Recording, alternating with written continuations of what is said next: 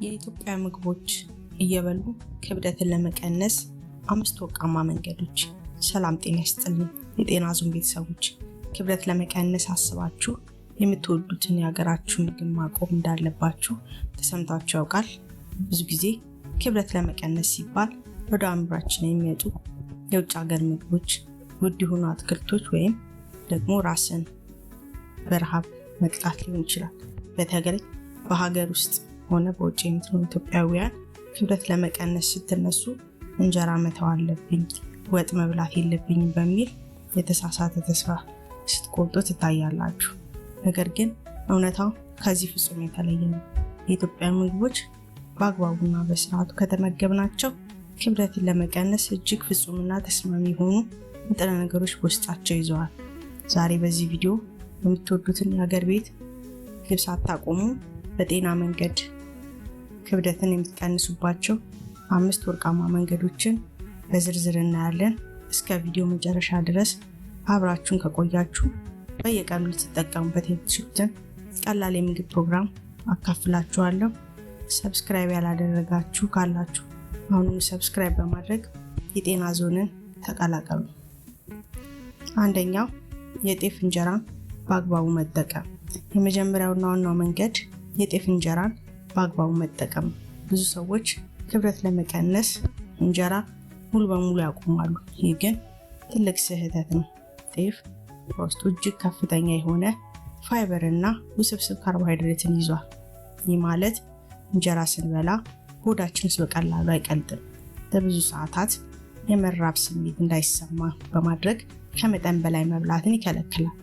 በተጨማሪም ከግሉተን ነፃ ስለሆነ ለሆድ መነፋትና ለስኳር በሽታ ተስማሚ ነው። ትልቁ ስህተት ምንድነው? ስህተቱ እንጀራው ሳይሆን የምንበላው መጠን። አንድ ሙሉ እንጀራ በውስጡ ከፍተኛ ካሎሪ ሊኖረው ይችላል። ስለዚህ ክብደት ለመቀነስ የምታደርጉትን ጉዞ ስኬታማ እንዲሆን በአንድ ምግብ ጊዜ የምትበሉት የእንጀራ መጠን በግማሽ ወይም በ1/4 ለመቀነስ አለባችሁ። ከእንጀራው ይልቅ አብሮ የሚቀርቡ ወጦችና ሰላጣዎችን ማበርከት ይመረጣል። ሁለተኛ፣ በፕሮቲን የበለጸጉ የጥራጥሬ ወጦችን ላይ ማተኮር። ሁለተኛው ወርቃማ መንገድ የጥራጥሬ ወጦችን መምረጥ ነው። የኢትዮጵያ ምግቦች ከሚታወቁባቸው ነገሮች አንዱ የጥራጥሬ ወጦች መብዛታቸው ነው። ምስር፣ ሽምብራ፣ አተር ክክ እና ባቄላ የመሳሰሉት ምግቦች እጅግ ከፍተኛ የሆነ የእጽዋት ፕሮቲን ይዘዋል። ፕሮቲን ደግሞ ክብደት ለመቀነስ ቁልፍ ነገር ነው። ምክንያቱም ፕሮቲን የሰውነታችን ሜታቦሊዝም ምግብ የማቃጠል አቅምን ይጨምራል። እንዲሁም የሰውነታችን የጡንቻ ክፍል ሳይነካ ስቡ ብቻ እንዲቀልጥ ይረዳዋል። በተለይ በውጭ ሀገር የሚኖሩ ወገኖቻችን የስጋ ወጦችን ከማብዛት ይልቅ እንደ ምስር እና ሽምብራ ያሉ የሀገር ቤት ምግቦችን ማዘውተር አለባችሁ። ነገር ግን እዚህ ጋር ጥንቃቄ ማድረግ ያለብን ነገር አለ። እሱም የወጡ አሰራር ነው። ሶስተኛ፣ የዘይትና የቆንጆ በርበሬን አጠቃቀም መቀነስ። የሶስተኛው ምናልባት ቪዲዮውን የሚታዩ ሰዎች ሁሉ ትልቅ ትኩረት ልትሰጡት የሚገባ ነጥብ ነው። የኢትዮጵያ ምግቦች ክብደት እንዳንቀንስ የሚያደርጉበት ዋና ምክንያት የምግብ አይነቶቹ ሳይሆን በምግብ ዝግጅት ወቅት የምንጠቀመው የዘይት መጠን ነው።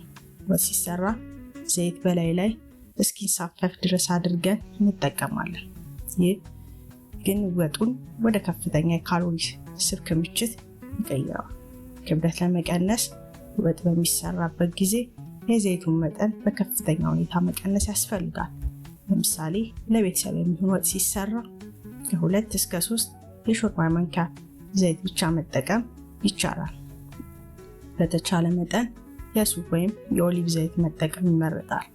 አስታውሱ፣ ምንም ያህል ጤናማ ምግብ ቢሆን በዘይት ከተጥለቀለቀ ክብደት ይጨምራል እንጂ አይቀንስም። አራተኛ፣ አትክልቶችና የሰላጣ አጠቃቀምን ማሳደግ። አራተኛው መንገድ የአትክልት ወጦችን፣ ሰላጣን ከምግባችን ጋር ማዘውተር ነው። የሀገራችን የጎመን ወጥ፣ ጥቅል ጎመን፣ ካሮትና ድንች አሰራር በጣም ጣፋጭ ነው። በተለይ ጎመን በውስጡ በጣም አነስተኛ ካሎሪ፣ ከፍተኛ ቪታሚን የያዘ በመሆኑ ለክብደት መቀነስ ተመራጭ ነው። ከምግባችሁ በፊት ወይም ከምግባችሁ ጋር ሰፊ የሰላጣ ሳህን የቲማቲም፣ የቃሪያና የሽንኩርት ሰላጣ ማዘጋጀታችሁ ተመገቡ። ሰላጣውን መጀመሪያ መብላት ሆዳችሁ በፋይበር እና በውሃ እንዲሞላ ያደርገዋል። በዚህ ምክንያት ከእንጀራ እና ከሌሎች ከባድ ምግቦች የምትወስዱትን መጠን በራሱ ጊዜ ቀንሰዋል። ይህ ቀላል ግን እጅግ አስደናቂ ውጤት ያለው መንገድ ነው። 5ኛ የክትፎ የስጋና የቅቤ አጠቃቀምን በቁጥጥር ስር ማድረግ። 5ኛ የመጨረሻው መንገድ የስጋና የቅቤ ምግቦችን በቁጥጥር ስር ማድረግ ነው። እንደ ክትፎ፣ ጥብስ እና በቅቤ የተለወሰ ጨጨብሳ ያሉ ምግቦች የኢትዮጵያ ማድመቂያዎች ናቸው።